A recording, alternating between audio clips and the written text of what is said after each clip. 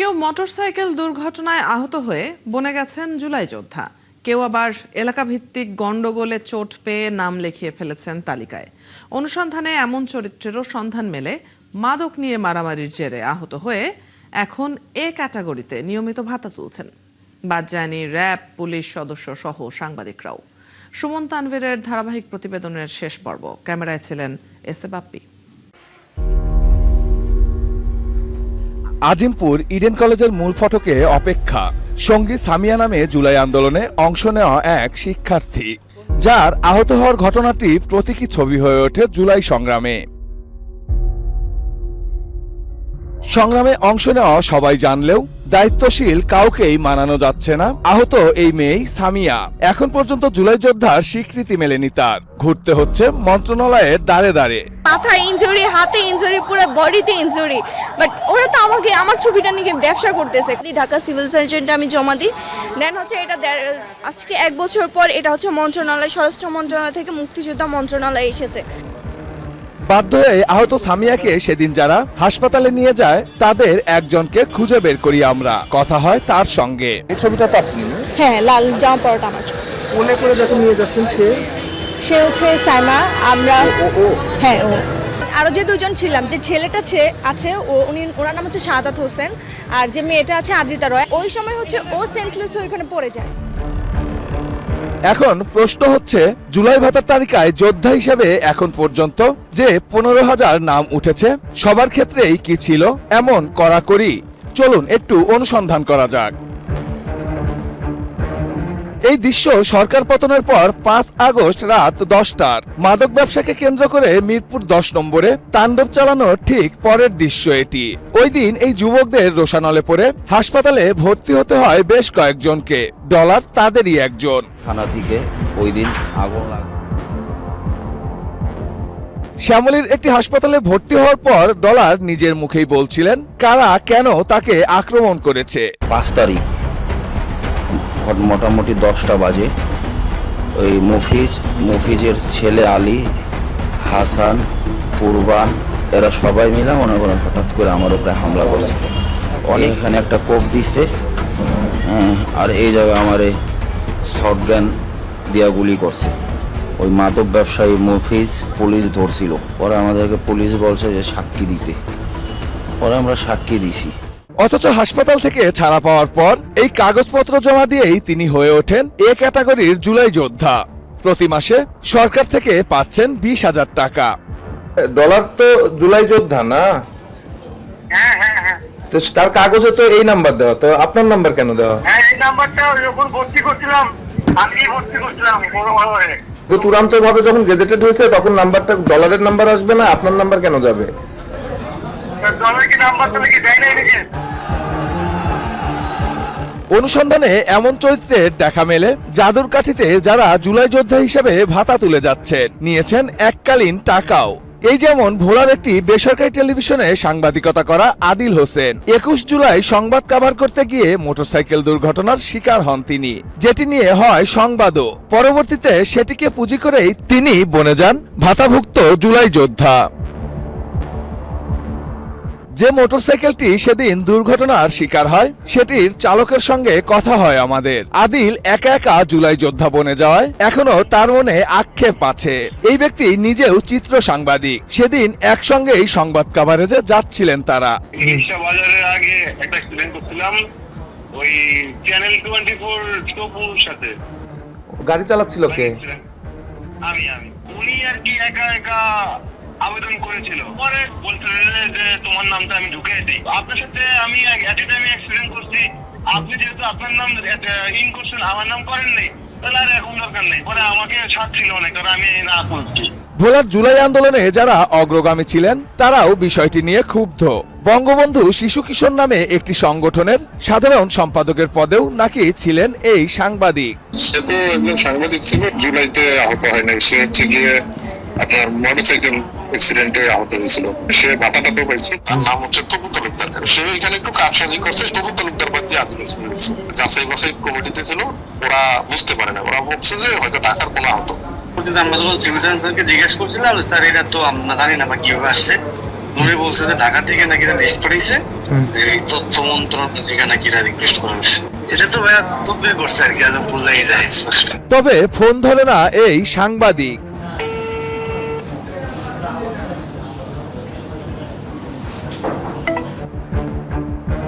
শুধুই কি সাংবাদিক, এক্ষেত্রে পিছিয়ে নেই পুলিশ, র্যাব সহ অন্য বাহিনীর সদস্যরাও। অনুসন্ধানে বাহিনীর এমন অন্তত 5 সদস্যের নাম পাওয়া গেছে যারা এখন ভাতাভুক্ত জুলাই যোদ্ধা। শহীদের তালিকায়ও নাম আছে নিহত 2 পুলিশ সদস্যের। বুঝেও পেয়েছেন 30 লাখ টাকার সঞ্চয়পত্র।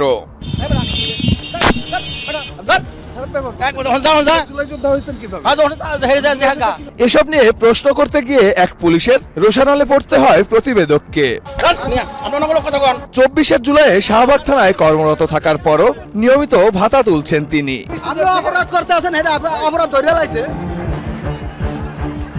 বৈষম্য বিরোধী ছাত্র আন্দোলনের সমন্বয়কের জুলাই যোদ্ধা আত্মীয়র বিষয়ে খোঁজ নিতে গিয়েও রোশানলের শিকার হতে হয় প্রতিবেদককে।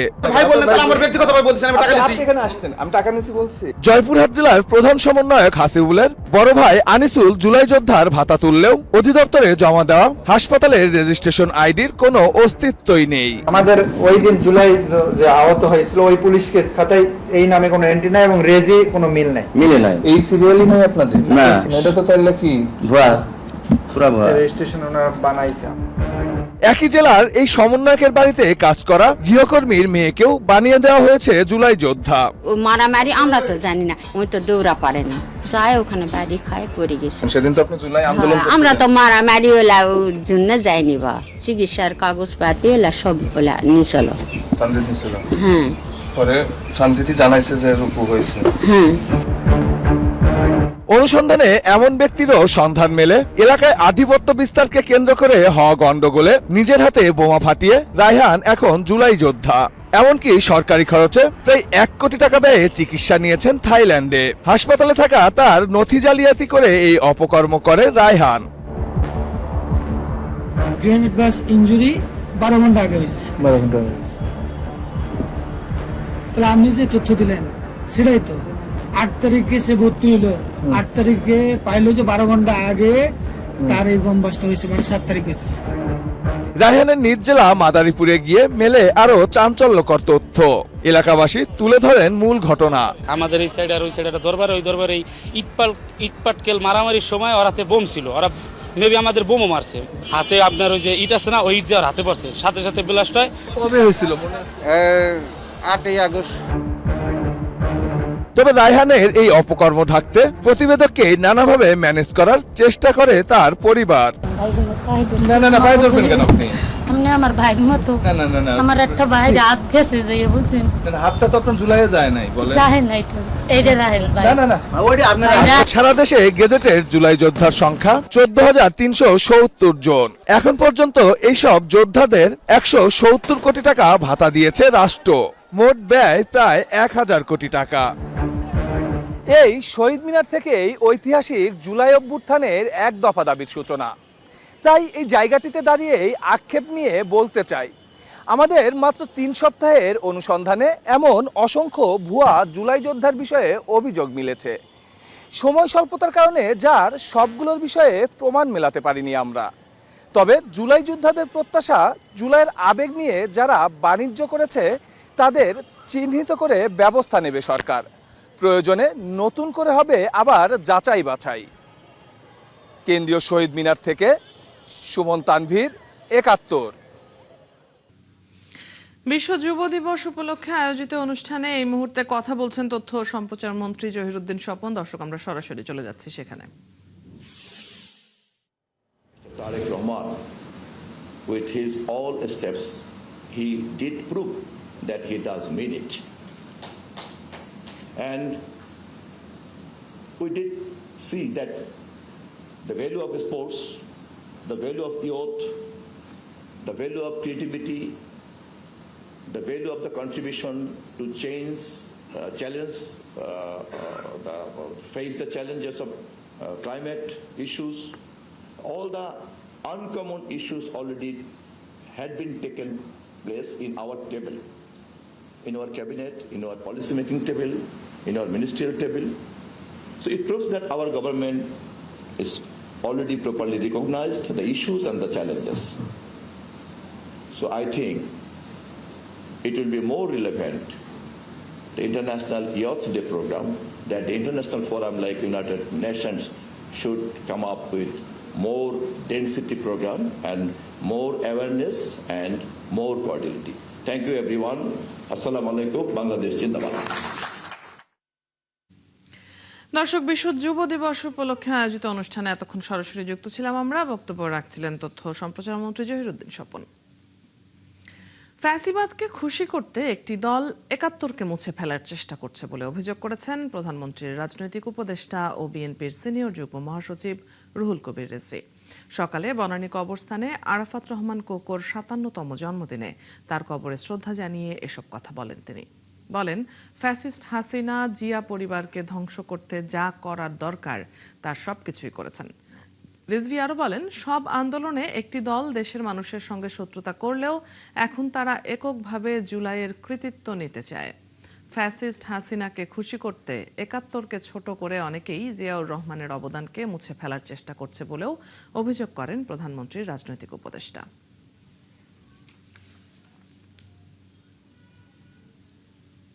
সে একটি পরিবারকে নানাভাবে পর্যুদস্ত করার জন্য জনগণের মধ্যে তার যে উপস্থিতি এবং তার যে জনপ্রিয়তা সেটিকে আপনার মুছে দেওয়ার জন্য এমন কোনো কৌশল নাই যেটা করেননি সাবেক পলাতক স্বৈরাচারিণী শেখ হাসিনা। কবি, ঔপন্যাসিক ও ভাষাবিজ্ঞানী হুমায়ুন আজাদের ২২তম মৃত্যুবার্ষিকী আজ। ২০০৪ সালের ২৭ ফেব্রুয়ারি বইমেলা প্রাঙ্গণে তিনি হামলার শিকার হন। থাইল্যান্ডে চিকিৎসার পর জার্মানিতে যান। সেখানে মিউনিক শহরে ১২ আগস্ট মারা যান হুমায়ুন আজাদ। হুমায়ুন আজাদ ১৯৪৭ সালের ২৮ এপ্রিল বিক্রমপুরের রাড়িখাল গ্রামে জন্মগ্রহণ করেন। চট্টগ্রাম কলেজ, চট্টগ্রাম বিশ্ববিদ্যালয় ও জাহাঙ্গীরনগর বিশ্ববিদ্যালয়ে শিক্ষকতার পর ১৯৭৮ সালে ঢাকা বিশ্ববিদ্যালয়ের বাংলা বিভাগে যোগ দেন। হুমায়ুন আজাদের কাব্যগ্রন্থের মধ্যে অলৌকিক স্টিমার, জলচিতাবাঘ, যতই গভীরে যাই মধু, যতই ওপরে যাই নীল, আমি বেঁচেছিলাম অন্যদের সময়ে উল্লেখযোগ্য। সাহিত্যে অবদানের জন্য ১৯৮৬ সালে তিনি বাংলা একাডেমি পুরস্কার পান। ২০১২ সালে সাহিত্যকর্ম ও ভাষাবিজ্ঞানে বিশেষ অবদানের জন্য মরণোত্তর ২১ পদক দেয়া হয় হুমায়ুন আজাদকে।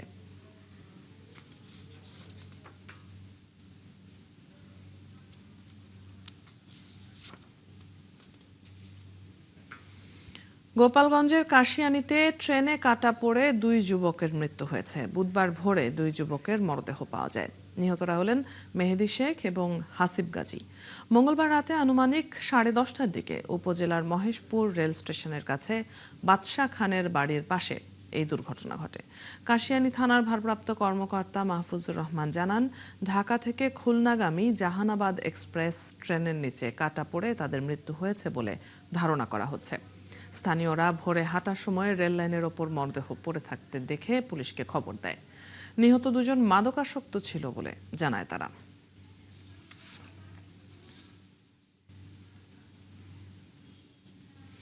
সাভারের দক্ষিণ শ্যামপুরে একটি ভবনে অভিযান চালিয়ে নিষিদ্ধ ঘোষিত সংগঠন জেএমবির সদস্য সন্দেহে আরিফ হোসেন নামে এক যুবককে আটক করেছে পুলিশের counter terrorism and transnational crime unit CTTC. এ সময় বেশ কয়েকটি ককটেল ও বোমা তৈরির সরঞ্জাম উদ্ধার করা হয়। মঙ্গলবার সন্ধ্যার পর সাভারের তেঁতুলঝোড়া ইউনিয়নের দক্ষিণ শ্যামপুর এলাকায় আব্দুল জলিলের মালিকানাধীন ওই 4তলা ভবন ঘিরে অভিযান শুরু করে সিটিটিসি। অভিযানে সাভার মডেল থানা পুলিশ ও সিটিটিসির বম ডিসপোজাল ইউনিটের সদস্যরাও অংশ নেন।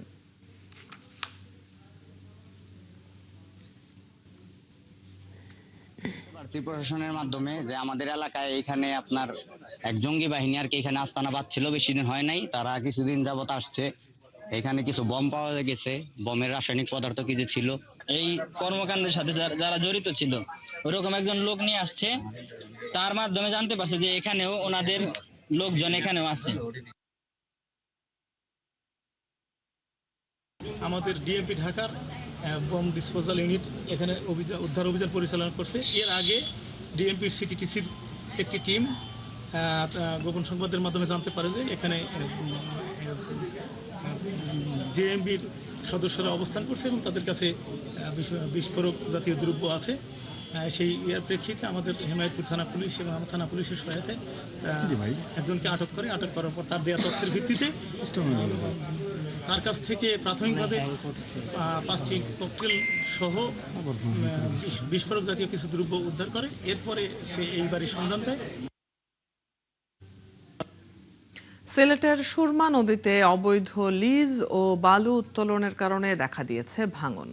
ঝুঁকিতে রয়েছে বিয়ানীবাজার, জকিগঞ্জ, কানাইঘাটের অন্তত 25টি গ্রাম। এলাকাবাসীর দাবি, বারবার অভিযোগ দিলেও কোনো পদক্ষেপ নিচ্ছে না প্রশাসন। পানি উন্নয়ন বোর্ড বলছে নদীর পানি কমে গেলে ভাঙন আরও ভয়াবহ হবে। আব্দুল আজিজ জাফরানের ছবিতে সিলেট থেকে হোসাইন আহমদ সুজাতের রিপোর্ট। 85 বছরের বৃদ্ধা নেপচান বিবি। সুরমা নদী কেড়ে নিয়েছে তার ফসলি জমি। বর্তমানে শেষ সম্বল ঘরটুকু নিয়ে রয়েছেন বিপাকে। প্রতিনিয়ত নদীর কিনারে বসে থাকেন দুশ্চিন্তায়।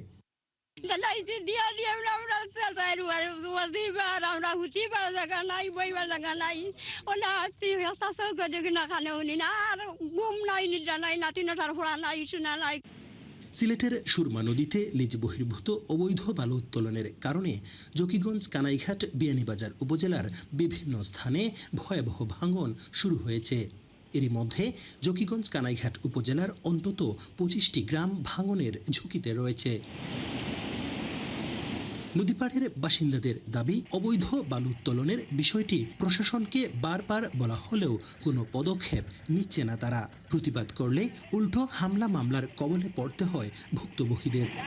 আমরা বাধা দিয়াও পারি না, আমরা আক্রমণ চালাইন, মাতিলে সমস্যা করেন, অনেক কিছু করেন, আমরা আগাইতে পারি না, আমরা দুর্বল মানুষ। আমরা বউ বাচ্চান লইয়া অনেক কষ্টত আছি। আমরা প্রতিবাদও বারইলে, এই যে বালু তোলার কারণে প্রতিবাদও বারইলে আমরা হুমকি দেন, থানা মামলা লইব, অমুক জায়গাত মামলা দিলাইব। আমরা রাত্রে গড়ে দোয়ারে থাকতাম পারি না। গত 4-5 বছর যেমন ছিল, কিন্তু এইবার প্রতিবাদ করলে থানা প্রশাসন, চেয়ারম্যান, মেম্বার সবাইকে অবগত করার পরেও কোনো ফল আসতেছে না। রাত্রের বেলা তারা যেখানে সেখানে মানে যে জায়গায় ইচ্ছে সেই জায়গায় ডেজার লাগায়, এইদিকে নিয়ে ডেজার ঢুকায়, শব্দ হয়, বাচ্চা কাচ্চারা কান্নাকাটি করে। পানি উন্নয়ন বোর্ড বলছে, দ্রুত বালু উত্তোলন বন্ধ না হলে ভাঙনের তীব্রতায় গৃহহীন হতে পারে অনেক পরিবার। লিজ বহির্ভূতভাবে বালু উত্তোলন করে, তখন তারা হয়তোবা এই বিষয়গুলো তোয়াক্কা না করেই বালু উত্তোলন করে, তখন এই বিষয়টার সমস্যার সৃষ্টি হয় আর কি। তো আমি মনে করি যে আইন শৃঙ্খলা বাহিনী এবং প্রশাসন যদি সুষ্ঠু ব্যবস্থা নেয় তাহলে এই ভাঙনগুলা রোধ করা সম্ভব। তবে জকিগঞ্জ উপজেলা প্রশাসন বলছে, অবৈধ ড্রেজার দিয়ে বালু উত্তোলনকারীদের বিরুদ্ধে তাদের অভিযান অব্যাহত আছে। ভিজিট তো ধরেন সেভারাল টাইমসই করছি, আমরা অভিযান দিচ্ছি। মোবাইল ফোন হচ্ছে, কানাইঘাটে রিয়ন ও এসএলএনকে রিও করানো হচ্ছে। ডিএসআরও ওই বিষয়ে তাদেরকে সুপারিশ করছে, প্রয়োজনীয় সকল ব্যবস্থা নেওয়া হচ্ছে।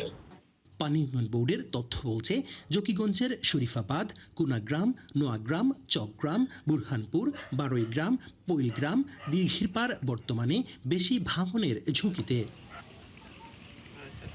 হুসাইন আহমেদ সুজাত, 71, সিলেট। একসময় শ্রীবর্দী শহরের জলাবদ্ধতা নিরসনের প্রধান ভরসা ছিল জিয়া খাল, কিন্তু দখল, ভরাট ও অব্যবস্থাপনায় প্রায় বন্ধ এই জলপথ। বর্তমানে সামান্য বৃষ্টিতেই ডুবে যাচ্ছে সড়ক, ব্যবসা প্রতিষ্ঠান ও বসতবাড়ি। এলাকাবাসীর অভিযোগ, প্রশাসনের চোখের সামনেই হয়েছে দখল। তারিকুল ইসলামের তথ্য ও ছবিতে প্রতিবেদন। শ্রীবর্দীর আদি নাম শম্ভুগঞ্জের জলাবদ্ধতা দূর করতে নিজের হাতে মাটি কেটে খাল খনন করেছিলেন সাবেক রাষ্ট্রপতি জিয়াউর রহমান। পরবর্তীতে খালটি জিয়া খাল নামে শহরের বুক চিরে প্রবাহিত হতো। কিন্তু বছরের পর বছর দখল, ভরাট ও অব্যবস্থাপনায় খালটি এখন প্রায় মৃত। অভিযোগ আছে, খালের বিভিন্ন অংশে বাড়ি ও মার্কেট তৈরি করা হয়েছে প্রশাসনের চোখের সামনেই। কতিপয় ব্যক্তিরা এই দোকানপাট করে এবং বাসা বাড়ি করে মাটি ভরাট করে বন্ধ করে দেয়। বাজারে যে কিছু পানি যায়, যে নামি যায়, খালটা দিয়ে নামে যে গাঙ্গের ভিতরে নামবো, সেটাও আসতে পারে না। সচেতন নাগরিকদের প্রত্যাশা, দ্রুত রেকর্ড যাচাই করে দখলমুক্ত হোক খালটি। ভূমিদস্যুরা এই খালটাকে দখল করেছে, শুনেছি তৎকালীন সময়ে বা ফ্যাসিস্ট আওয়ামী সরকারের সময়ে তারা সরকারিভাবে অনেকে লিজ নিছে, কি জানি ডিসিআর না কি বলে সেটা কেটে নিয়েছে। আমাদের জিয়া খাল পুনরুদ্ধার করে শ্রীবর্দীর জলাবদ্ধতা দূর করে শ্রীবর্দীর পৌরসভার মানুষদের একটা প্রশান্তির ব্যবস্থা করার প্রয়োজন। এদিকে জিয়া খাল খননে বাড়ছে জনমত। তারা বলছেন, জিয়া খাল শুধু একটি জলাধার নয়, এটি ইতিহাসের অংশ। এই খালটা পুনরায় এই ভূমিদস্যুদের হাত থেকে উদ্ধার করে খালটা খনন করা হয় এবং ব্রিজের মুখগুলো খুলে দেওয়া হয়। তবে আরএসএ ব্যক্তি মালিকানা চলে আসা সহ অভিযুক্ত দখলদাররা কেউ কেউ তাদের বৈধ জমি বলে দাবি করছেন, বাকিরা বক্তব্য দিতে রাজি হয়নি। শেষটা দেখা হয় না, শেষটার আগে, কারণ মালিক কিনছে 67 সালে, সেটেলমেন্টের আগে কিনছে, সেটেলমেন্ট হয়ে গেল তোমার 78-79-তে। সরকারি রেকর্ডে খাল বা জলাধার হিসেবে শ্রেণীভুক্ত কোনো জলপথ অবৈধভাবে দখল বা ভরাটের সুযোগ নেই। দ্রুত সময়ের মধ্যে পুনঃখননের ব্যবস্থা নেওয়া হবে বলে জানান শ্রীবর্দী পৌরসভার প্রশাসক। আমাদের যে সহকারী কমিশনার ভূমি মহোদয়, উনি কয়েকবার গিয়েছেন। আমরা এই খালের ব্যাপারে যে সরকারি যে কাগজপত্র, সেগুলো দেখে আমরা এই খাল খননের পরবর্তী ব্যবস্থা নেওয়ার জন্য কাজ করছি। দখল আর ভরাটে মৃতপ্রায় জিয়া খাল উদ্ধার এখন শুধু খাল রক্ষার প্রশ্ন নয়, এটি জনস্বার্থ, পরিবেশ এবং ইতিহাস রক্ষার সঙ্গেও জড়িত। আল ইমরান, ৭১। পিরোজপুরকে অর্থনৈতিক অঞ্চল হিসেবে ঘোষণা এবং রেল যোগাযোগ সংযুক্ত করার পরিকল্পনায় নতুন করে স্বপ্ন দেখছেন এলাকাবাসী। অর্থনৈতিক অঞ্চল গড়ে উঠলে একদিকে যেমন বেকারদের কর্মসংস্থান সৃষ্টি হবে, অন্যদিকে ঢাকার সাথে সরাসরি রেল যোগাযোগে পণ্য পরিবহন ও যাতায়াতে কমবে ভোগান্তি ও দুর্ঘটনার ঝুঁকি।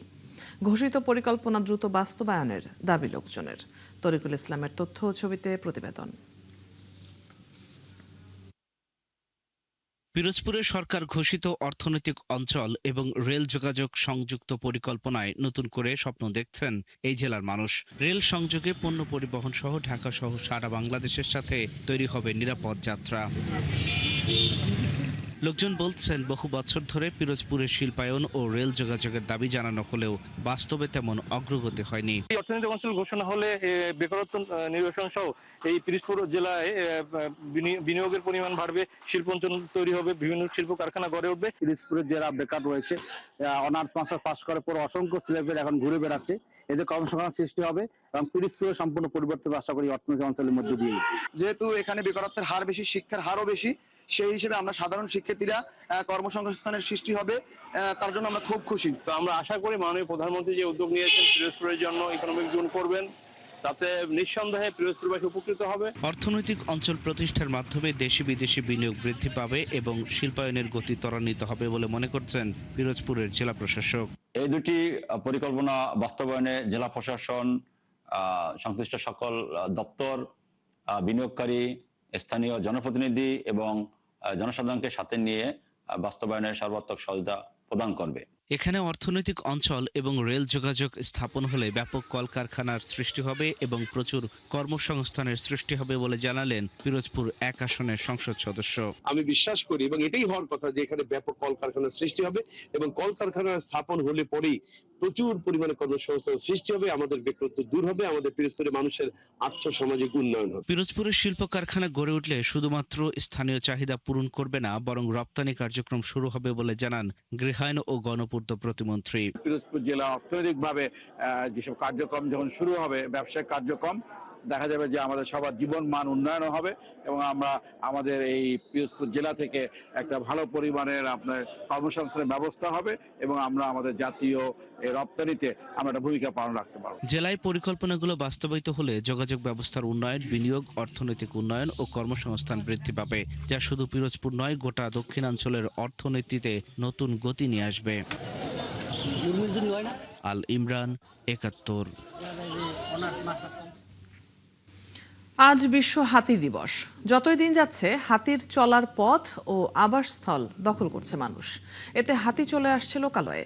আগে পিটিয়ে হত্যা করা হতো হাতি, এখন ব্যবহার করা হচ্ছে বিদ্যুতের তার। হাতি বাঁচাতে ভারত বাংলাদেশ সীমান্তে সমন্বিত আবাসস্থল গড়ে তোলা দরকার বলে মনে করছেন গবেষকরা। রায়ান বিন আমিনের প্রতিবেদন।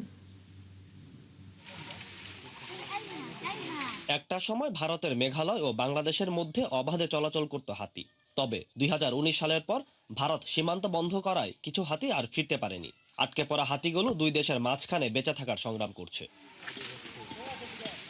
বাংলাদেশ ও ভারতের দুই পাশের বনাঞ্চল বিচ্ছিন্ন দ্বীপের মতো, যার চারপাশে গড়ে উঠেছে বসতি, কৃষিজমি, সড়ক সহ বিভিন্ন অবকাঠামো, যে কারণে বহু প্রাচীন হাতি চলার পথ বন্ধ হয়ে গেছে। এই বাস্তবতায় মানুষ ও হাতির সংঘাত বাড়ছে। সাম্প্রতিক তথ্য অনুযায়ী 2017 সাল থেকে বাংলাদেশে অন্তত 151টি হাতির মৃত্যু নথিভুক্ত হয়েছে। এর মধ্যে শুধু 2025 সালে মারা গেছে 34টি হাতি। শুধু শেরপুর নয়, বরং আমাদের পার্বত্য চট্টগ্রাম বা অন্যান্য যে অঞ্চলে আমাদের হাতিগুলো ঘুরে বেড়ায়, ওখানে কিন্তু আসলে অ্যাকসেন্সে ট্র্যাপড। কীরকমভাবে দেখা যাচ্ছে যে ওদের জন্য কোনো সংরক্ষিত এলাকা আসলে ঠিকভাবে নেই। যে বনাঞ্চলগুলো রয়েছে সেগুলোর আশেপাশ দিয়ে দেখা যাচ্ছে মানুষের যে বসতি, সেগুলো তাকে ঘিরেই তৈরি হচ্ছে। গবেষকরা বলছেন, বন দখলের কারণে হাতি শুধু মানুষের বসতিতে আসছে না, মানুষও ঢুকে যাচ্ছে হাতির থাকার জায়গায়। এতে পরিবেশের ভারসাম্য নষ্ট হচ্ছে। সার্ভে করার সময় বেশ কিছু ক্ষেত্রে দেখেছি যে হাতির যে ড্রপিংসগুলো আছে, হাতির যে মলগুলো রয়েছে, সেগুলোতে আমরা ভিজুয়ালি প্লাস্টিক দেখতে পাচ্ছি। তার মানে কি, যে হাতি কিন্তু আসলে ওদের যে অঞ্চলে থাকছে সেখানেও কিন্তু মানুষের অ্যাক্টিভিটি অনেক বেশি। এটা কিন্তু ফার্দার প্রমাণ করে যে আমাদের জোনেশন যেটা আমাদের করা উচিত সেটা সঠিকভাবে করা হচ্ছে না। এমন অবস্থায় বাংলাদেশ ও ভারতের মধ্যে কার্যকর ট্রান্স বাউন্ডারি সংরক্ষণ চুক্তি বাস্তবায়ন করে হাতি চলার পথ সংরক্ষণ করার উপর জোর দিচ্ছেন গবেষকরা। পাশাপাশি বন পুনরুদ্ধার করে হাতির খাদ্য হিসেবে গাছ রোপণের উপর জোর দেওয়া হচ্ছে। মশলা জাতীয় ফসল অথবা যে ফলগুলো হাতি সাধারণত খায় না, সেইগুলো যদি ওই এলাকাগুলোতে চাষ করা হয় তাহলে কিন্তু হাতির সাথে মানুষের দ্বন্দ্ব অনেকটা কমে আসবে। হাতি গবেষকরা আরও জানান, হাতি বাঁচাতে বাংলাদেশ ও ভারত দুই দেশকেই সমন্বিতভাবে কাজ করতে হবে। রায়ান বিন আমিন, 71, সাভার। 54 বছর বয়সে এসএসসি পাশ করে নজির সৃষ্টি করেছেন নাটোরের বাগাতিপাড়ার আলী আকবর। রাজশাহীর Nowhata science and technology high স্কুলের কারিগরি শাখার বিল্ডিং মেইনটেন্যান্স ট্রেড থেকে তিনি উত্তীর্ণ হয়েছেন। তার এই সাফল্যে উচ্ছ্বসিত পুরো পরিবার। রাশিদুল হক রুশোর প্রতিবেদন। আলী আকবরের জীবন কেটেছে দারিদ্রতার সঙ্গে লড়াই করে। সংসারের হাল ধরতে গিয়ে নিজের পড়াশোনা চালিয়ে যেতে পারেননি। প্রথমে জীবনে নিজের লেখাপড়ার স্বপ্ন পূরণ করেছেন সন্তানদের মধ্য দিয়ে। তার ছেলে এখন স্বাস্থ্য ক্যাডারের সরকারি কর্মকর্তা, মেয়ে নার্সিং পেশায় যুক্ত। লেখাপড়া আমার চেষ্টা ছিল 93 সালতে বন্ধ হয়, সার্বিক সাংসারিক সমস্যার কারণে বন্ধ হয়ে যায়। আপনার 90 সালে বিয়ে শাদী করি, তারপরে তো সংসার জীবনে কঠিন হয়ে গেল। এই লেখাপড়ার দিক হারিয়ে ফেললাম, পথটা হারিয়ে ফেললাম। আমার আবার ছেলে মেয়েদের আবার সময় দিতে হচ্ছে। সন্তানদের প্রতি পিতার সর্বোচ্চ দায়িত্ব পালন করেছেন আলী আকবর। এবার সেই সন্তানরা বাবার স্বপ্ন পূরণ করছেন। তাদের ইচ্ছায় জীবনের এই প্রান্তে এসে আবারও স্কুলে ভর্তি হন আকবর। 2 বছর কঠোর প্রস্তুতি শেষে পরীক্ষায় বসে প্রথমবারেই এসএসসি পাশ করে সবাইকে তাক লাগিয়ে দেন। ছোটবেলা থেকে আমার বাবার খুব স্বপ্ন ছিল পড়াশোনা শেখার জন্য। নানান কাজে বা ব্যস্ততার জন্য আমার বাবা পড়াশোনা করতে পারেনি। যখন আমরা বড় হলাম, চাকরিতে জয়েন করলাম, তাকে আমরা স্কুলে ভর্তি করলাম এবং 2 বছর পড়াশোনা করার পর এর তো রেজাল্ট। আলী আকবরের এই কৃতিত্বে পরিবার তো বটেই, তার সাফল্যে খুশি প্রতিষ্ঠানের শিক্ষকরাও। উনি ভর্তি হলেন, যাওয়া আসা শুরু করলো, ক্লাস করলো, আমাদের 9-এ পরীক্ষা দিল, ভালো একটু ফলাফল হলো। তারপরে 10ম শ্রেণীতে এসে উনি প্রাইভেট পড়া শুরু করলো, পরীক্ষা দিল, আল্লাহর রহমতে পাস করে গেল। ইনি পাস করার পরে প্রমাণ করে দিল যে শিক্ষার কোনো বয়স লাগে না। আলী আকবর আগামীতেও পড়াশোনা চালিয়ে যেতে চান। এখন প্রস্তুতি নিচ্ছেন উচ্চ মাধ্যমিকে ভর্তি হবার। রাশিদুল হক রুশো, 71, রাজশাহী। চলছে সংবাদ সংযোগ। সরাসরি সংবাদ অনুষ্ঠান দেখতে চোখ রাখুন 71-এর ফেসবুক পেজে এবং সাবস্ক্রাইব করুন 71-এর ইউটিউব চ্যানেল। থাকুন 71-এর সাথেই।